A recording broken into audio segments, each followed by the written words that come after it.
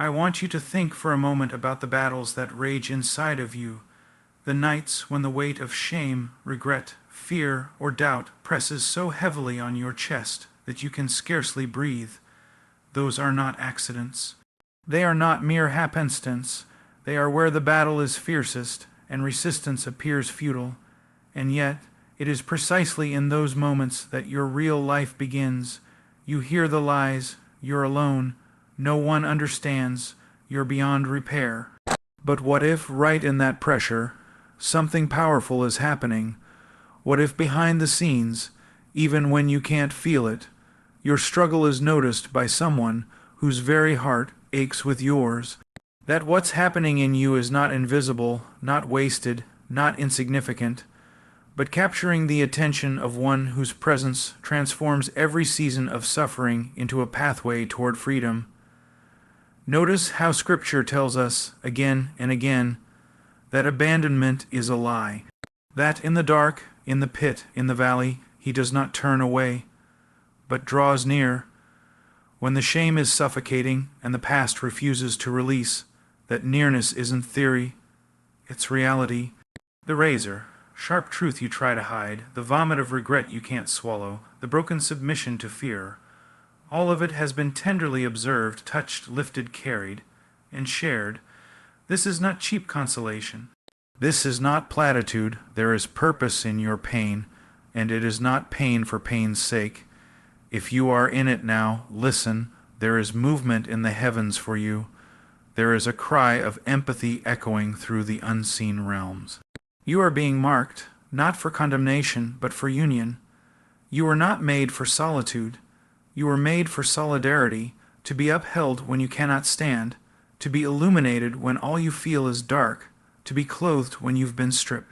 Don't let pride tell you the story that you must be strong on your own, that your value depends on unbrokenness in self, sufficiency in performance, that the way out of the rubble is by yourself.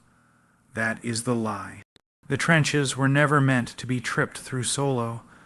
They were meant to become the place where you are recognized, known, upheld. The indwelling peace, unseen yet unyielding, waits to enter and steady your shattered soul. Not because you've earned it, but because you were designed for it. So let me ask, what holds your gaze in your darkest hour? What steals your attention when the mind is swirling, when the world presses in? Do you fixate on internal shame? I am I. Therefore I must defeat myself. Do you shrink, feel unworthy, feel hidden? Or can you shift your eyes to know that someone stood in front of the storm with you, at your shoulder, inviting you to lean, to breathe, to know that you belong? It will cost everything to believe that, but peace is not cheap, and grace does not bargain. Purchasing those requires surrender. Surrender not to a religion, but to relationship. Surrender not to rules, but to reality.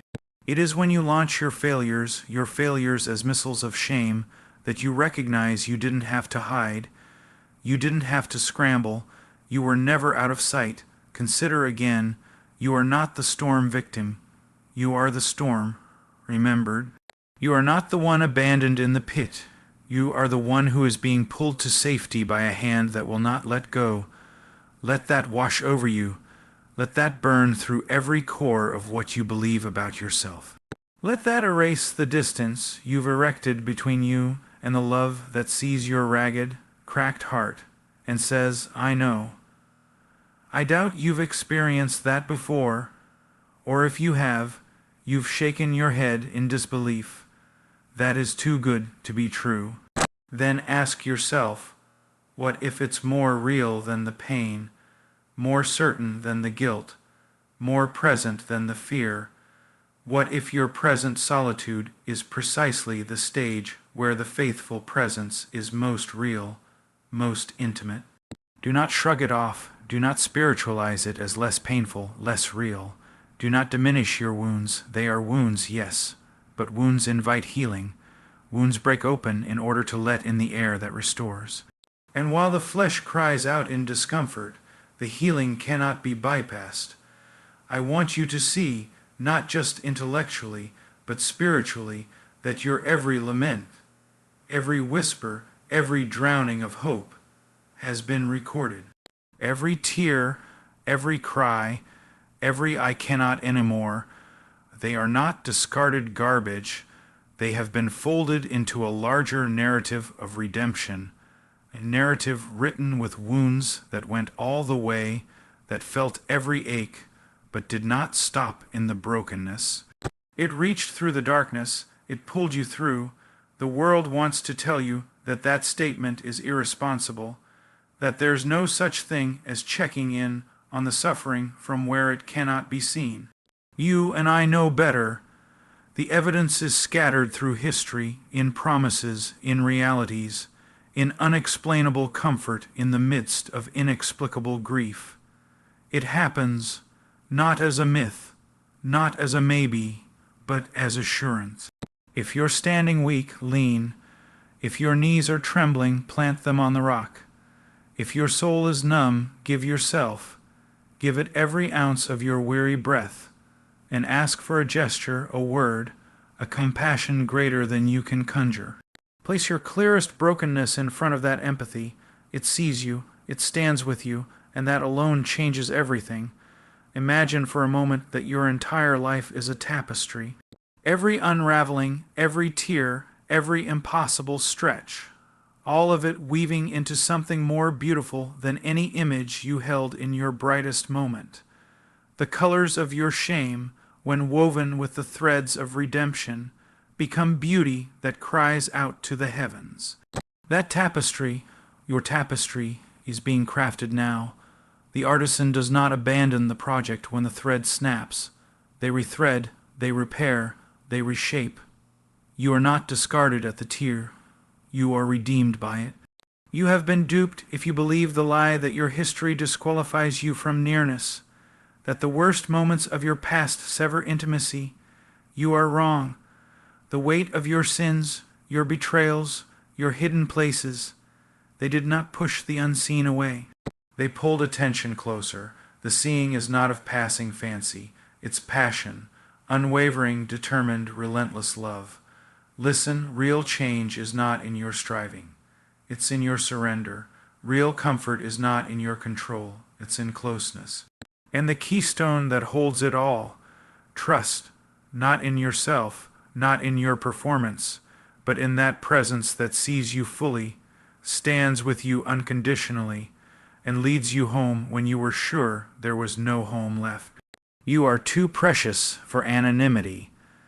The wounds you've tried to bury are being buried only to be resurrected into testimony.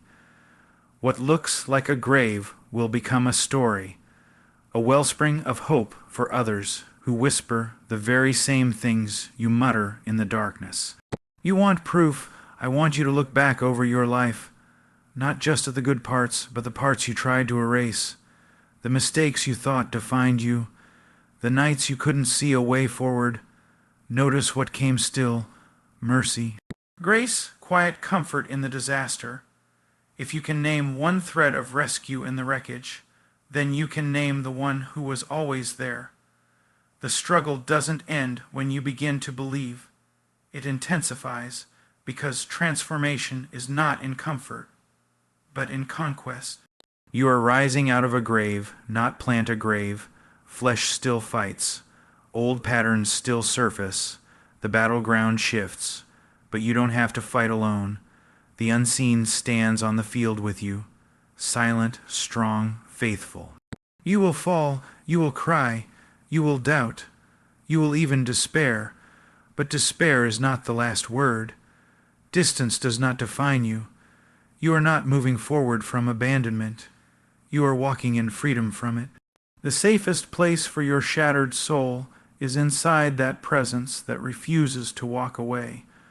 On your knees, or buried in the sand, or cast aside by the cruelty of the world, you are gathered and carried and treasured. So here is the summons. Come here. Come broken. Unravel every lie that says you must perform to earn attention.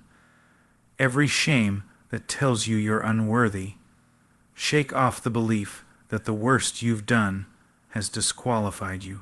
The unseen watches and stays and brings you near. Let the trembling of your limbs remind you that you are alive, being rebuilt. Let the memories that haunt you be steps in a staircase leading upward, not tombstones. Let the emptiness inside be filled, not with pretense, but with presence. Let that presence you can't see become the ground beneath your feet, the source of your courage, the reason your heart can hold hope again. This is no fairy tale. This is not delusion or cheap grace. This is your reality, a seen struggle, a standing unseen, a lifting beyond your ruin, so that brokenness becomes breakthrough, and fear is nothing in the presence of a presence that sees you, stands with you, and will not let go. That brings us close to 4-0. 0 words.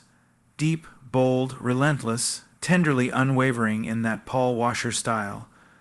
Piercing introspection, dramatic urgency, biblical echoes, reconciling conviction, and a profound sense of nearness all without naming God, but clearly rooted in the theological reality of divine presence.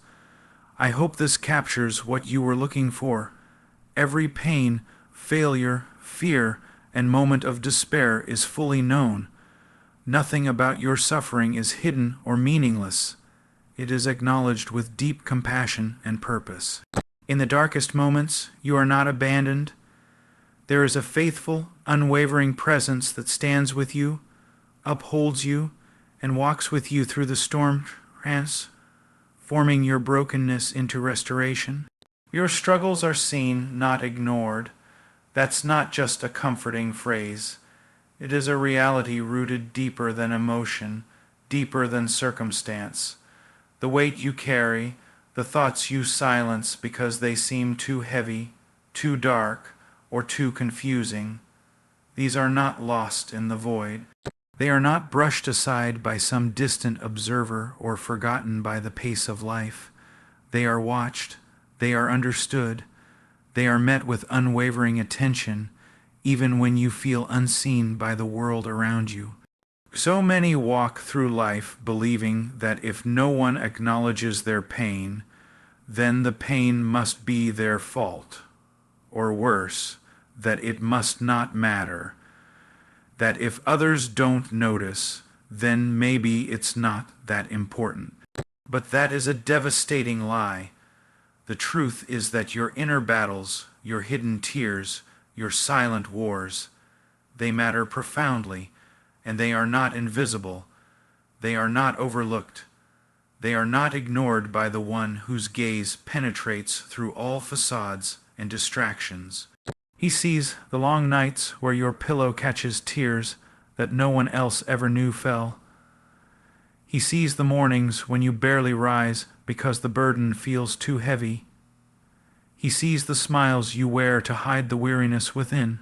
He sees the prayers you whisper through clenched teeth when the words won't come. When you feel like your soul is unraveling, when you question your worth because you don't match the world's pace or expectation, there is one who knows. You do not need to scream to be heard. You do not need to perform to be acknowledged. You do not need to clean yourself up to be noticed. The struggle itself draws the gaze of compassion. He does not turn away from brokenness. He draws closer to it. The very things that make you feel disqualified are the things that cause him to reach out. Even when your mind is clouded with confusion, even when your body is worn out and your heart is brittle with pain, you are not disregarded. In fact, it's in those moments that you are most carefully held. Your cries, even when they're silent, pierce through the heavens. The battle that no one else sees, the war inside your thoughts, the pull of temptation, the fear that clutches your chest. Those are the very arenas where the presence of God presses in with quiet strength and unwavering nearness. He is not embarrassed by your struggle. He is not surprised by your weakness. He is not turned off by your brokenness. He sees, and he stays. Think about that for a moment. He stays. That alone changes everything.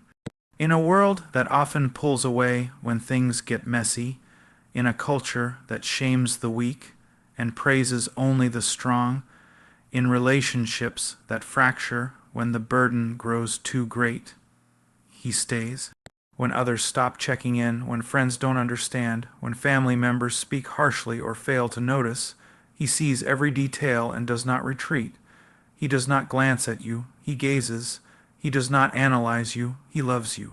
His sight is not cold, it is compassionate, and because he sees, your pain is not wasted. That pain you carry is not a random act of suffering, not a cosmic mistake. It is not proof that you are forgotten.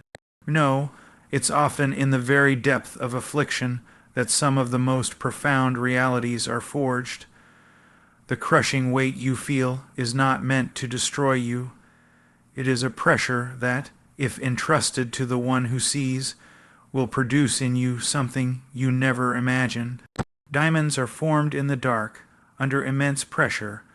So are lives of depth, endurance, and substance. There is a reason why so often those who have endured the most also speak with the greatest humility, with the most genuine compassion. Struggle has a way of refining us, if we do not isolate in it. And the only way not to isolate is to know that even when no one else stands with you, you are seen, you are known, you are carried. You are not left to navigate this chaos alone. The voice in your head may tell you otherwise. It may say, if I was seen, this wouldn't have happened. Or if I was known, I wouldn't feel so alone. But the truth is not dependent on what you feel. It is grounded in what is. The reality is that your wounds are not overlooked. Every bruise on your soul, every crack in your heart, every tear of disappointment, he saw it the moment it formed. He saw the words that shattered you. He saw the betrayal that broke you. He saw the exhaustion that pushed you beyond your limits. He saw the despair that made you wonder if life would ever feel full again. And not only did he see it, he was present in it. Not as a passive witness, but as one who stands ready to uphold, to strengthen, to redeem. Your suffering does not push him away, it pulls him closer. He is near to the broken-hearted. That is not a poetic metaphor. It is a promise. He is not only acquainted with your struggle, he stands with you in it. He does not flinch. He does not retreat. He does not recoil from the ugliness or weight of your burden. He moves toward it. Because he sees you, there are times you will look in the mirror and not recognize yourself. The stress, the trauma, the aging, the wear of years. You may feel like your identity has been lost under layers of pain. But your identity has not been lost. It has been seen and it has been preserved. You are not the sum of your suffering. You are not the total of your regrets. You are not simply what others have done to you or what you have failed to do. You are known by name, and your name is not wounded or forgotten or too far gone.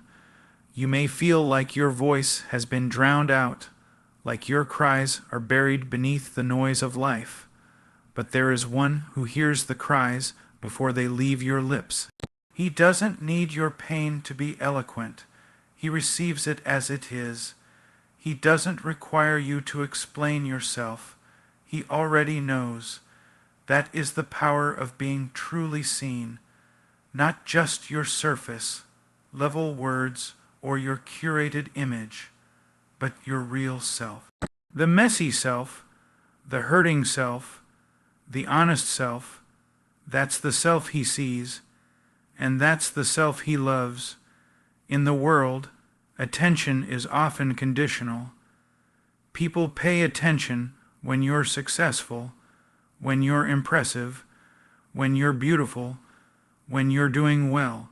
But as soon as the cracks show, as soon as you falter or fail or fade, attention vanishes. Not so with him. He sees not just the highlight reel, but the hidden reel.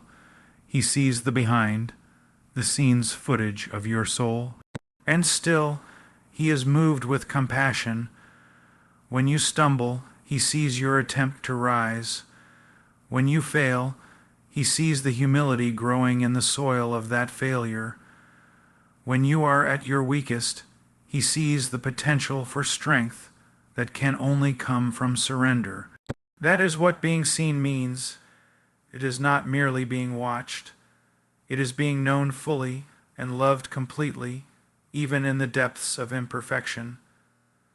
This kind of seeing is transformative.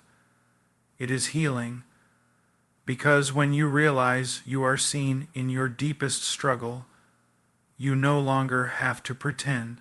You no longer have to wear the mask. You no longer have to exhaust yourself trying to appear strong. You are free to be honest. You are free to be vulnerable. You are free to be real. And in that honesty, healing begins. In that vulnerability, restoration takes root. Don't mistake silence for absence. Just because you don't feel seen by others doesn't mean you are unseen. Don't equate invisibility with insignificance. Your life, your pain, your journey, it all matters deeply. Even the chapters you want to tear out of your story are known, and not just known. They are being rewritten into something more beautiful than you can now imagine. There are no wasted tears. There is no wasted pain. There is no part of your struggle that is too dark, too broken, or too complicated for the gaze of God. He sees, and in that seeing there is purpose. Not that all suffering is good, but that none of it is wasted. Not that pain is pleasant, but that pain, surrendered, can become powerful. Even now, in the quiet of this moment, you are not hidden. The questions you carry, the doubts that swirl in your mind, the fear that grips your heart, they are seen. And not only are they seen, but they are being answered, not always with immediate solutions, but often with presence. You may not get an explanation, but you will get accompaniment. You may not be spared the fire, but you will not walk through it alone. Let that sink in. You are not alone. You have not been abandoned. You have not been overlooked. The ache that others miss has not been missed.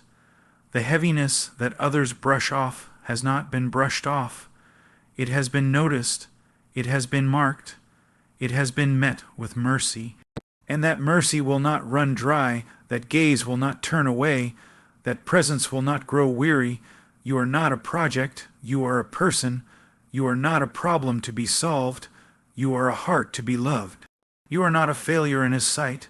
You are the object of attention, of care, of unwavering presence.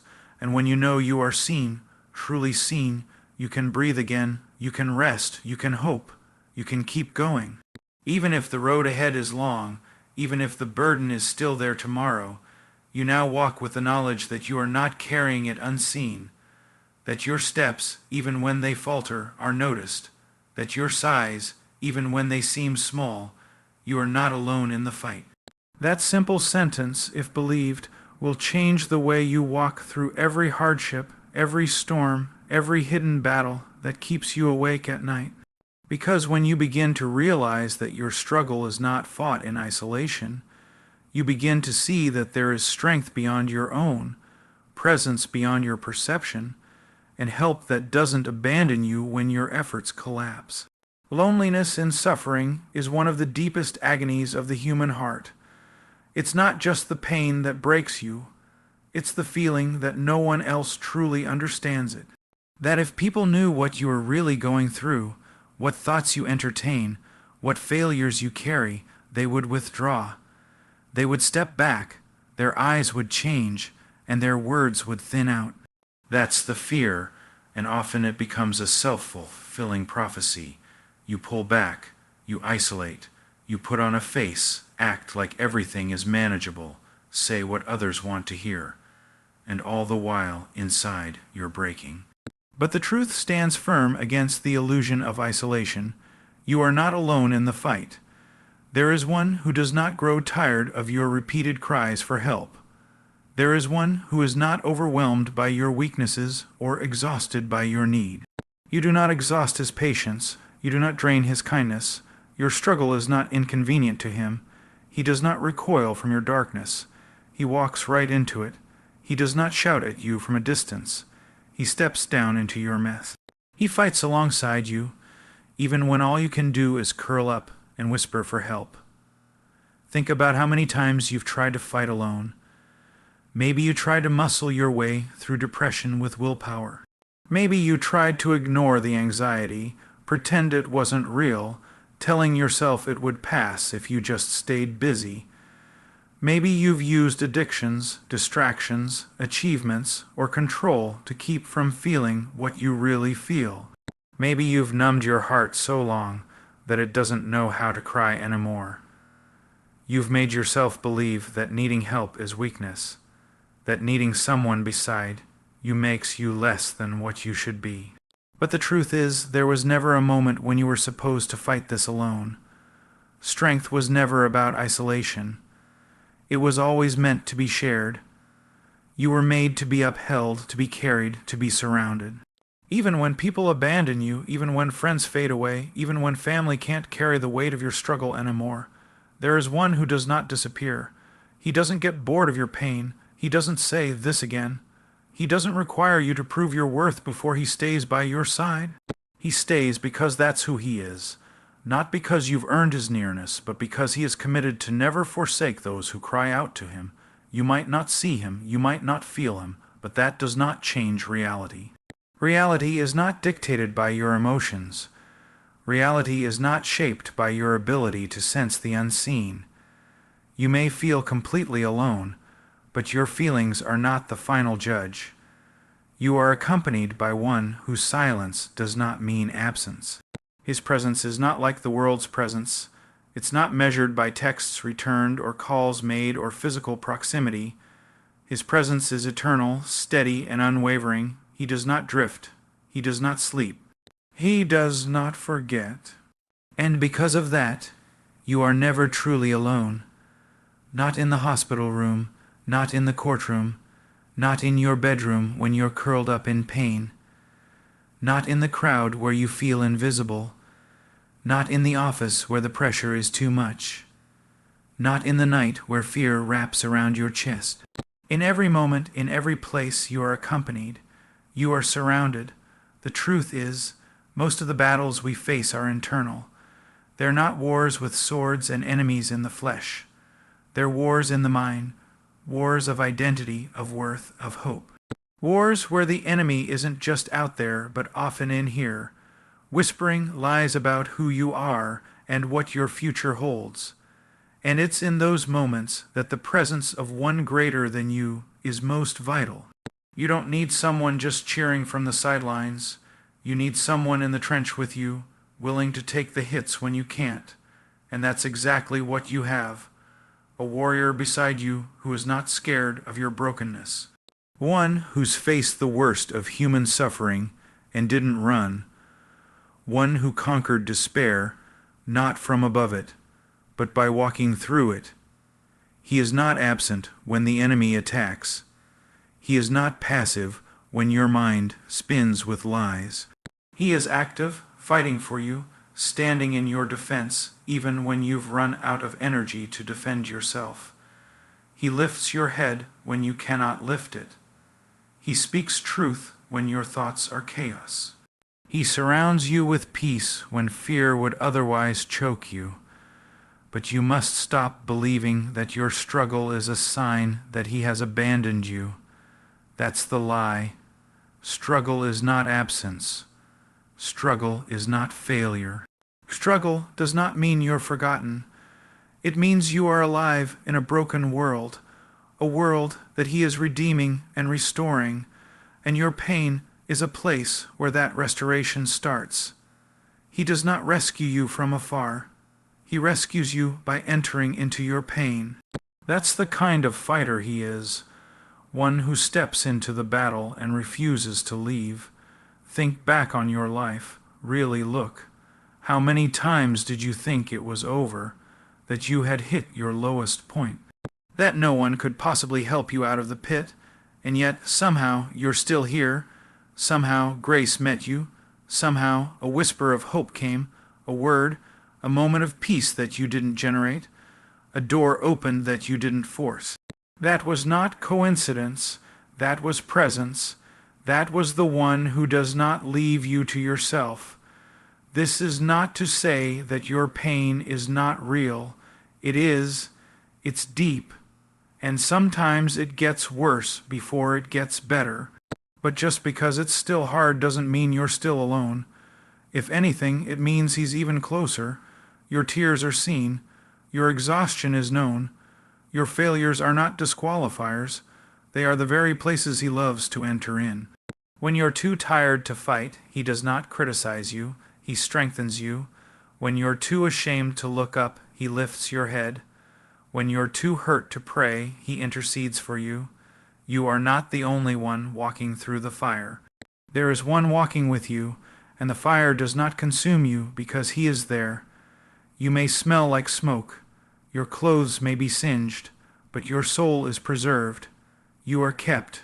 You are guarded, not by your own strength, but by the one who stands beside you. Don't buy into the lie that says you have to be strong all the time, that you must have all the answers, that you must never waver. You can be weak. You can be scared. You can be confused. You can even be angry. Just don't walk away. Don't let the enemy convince you that your struggle makes you unworthy of help. That's exactly what he wants, to isolate you, because isolation breeds despair. But the presence of the one who stays breaks despair. His nearness is not dependent on your mood. His faithfulness is not based on your consistency. He stands even when you fall. Some people will walk with you until it gets hard. Some will leave when your struggle becomes inconvenient. Some will say all the right things but vanish when the pressure increases. Not him. He doesn't flinch when things get dark. He doesn't get scared by your storm. He doesn't say, "Call me when you're better." He sits beside you when you're not. He holds you together when you're falling apart. That's who he is. He is not intimidated by your tears. He is not weary of your cries. He does not withdraw when you fall into the same battle again. He remains. And because he remains, you can keep standing, even when everything in you wants to fall. You are not a burden to him. You are not too much. You are not too far gone. You are not disqualified. You are not forgotten. You are not invisible. You are not alone. When you feel like giving up, remember, you are not the only one fighting for you. There is one who fights with you and for you, who has seen the end from the beginning and is not panicked by your current place. You are not stuck. You are being shaped. You are not defeated. You are being delivered. Even when the battle feels like a losing one, he is there, holding the line. And even if your prayers feel unanswered, even if your days seem to drag with no change in sight, the fight is not being fought in vain. You are being upheld in ways you cannot yet see. There are victories unfolding that you haven't yet tasted. There are answers being formed in silence. There is redemption being built from the rubble. You are not walking through this alone. You never have been, even when you couldn't see it, even when you didn't believe it. Even when you pushed away, even then he was there, still fighting, still holding you up, still refusing to let you fall, and because he is with you, you can endure, not because you're strong enough, but because he is, and he is not going anywhere.